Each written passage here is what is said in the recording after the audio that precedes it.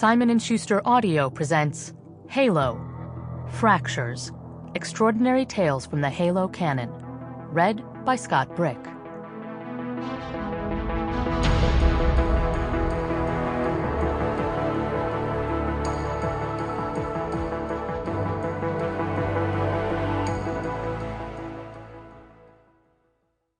Lessons Learned by Matt Forbeck. This story begins on March 29, 2554, more than 1 year after the end of the Covenant War. Halo 3, a 30-year struggle for humanity's survival waged across its embattled colonies, and the subsequent activation of the Spartan 4 program, which would eventually undergird the United Nations Space Command's fledgling Spartan branch. Halo Initiation. Tom wasn't anywhere near the rec room when the explosion went off, but he felt the blast thrum through the superstructure of the space station just as the artificial gravity failed. He looked up from his desk in the drill instructor's office, where he'd just been going over the performance of the new class of Spartan 4s, and spotted Lucy already heading for the door. She effortlessly yanked herself across her desk and vaulted forward, flying through the open air. "Guess you heard it too," Tom said. Spartan Lucy B091 flashed a thumbs-up sign at him without looking back.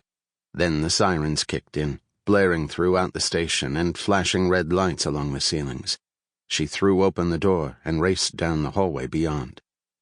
Tom B292 followed her as best he could. They'd gone through countless hours in zero-G, both in training and in combat, but they'd usually been wearing Mjolnir armor while doing so. Being without it at the moment made him feel naked. They weren't even halfway down the corridor when Tom felt the telltale pop in his ears that signified massive explosive decompression from somewhere in the station. The air began to haul Tom and Lucy forward, hard.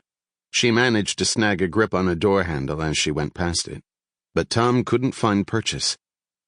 Lucy swung her free arm out and Tom instinctively grabbed it. With any regular person, he'd worry that the weight of his enhanced frame would haul their arm out of its socket. But Lucy had been equally augmented. They'd already saved each other's lives more times than he cared to count. She still screamed with the effort. Tom found a foothold on a nearby doorway, which relieved much of the strain. An instant later, the door at the end of the hallway slammed shut, sealing it off from whatever catastrophe had suddenly decompressed the station. Lucy released Tom and they started down the corridor again. When they reached the door, they couldn't get it to budge. All they could see through the Sample complete. Ready to continue?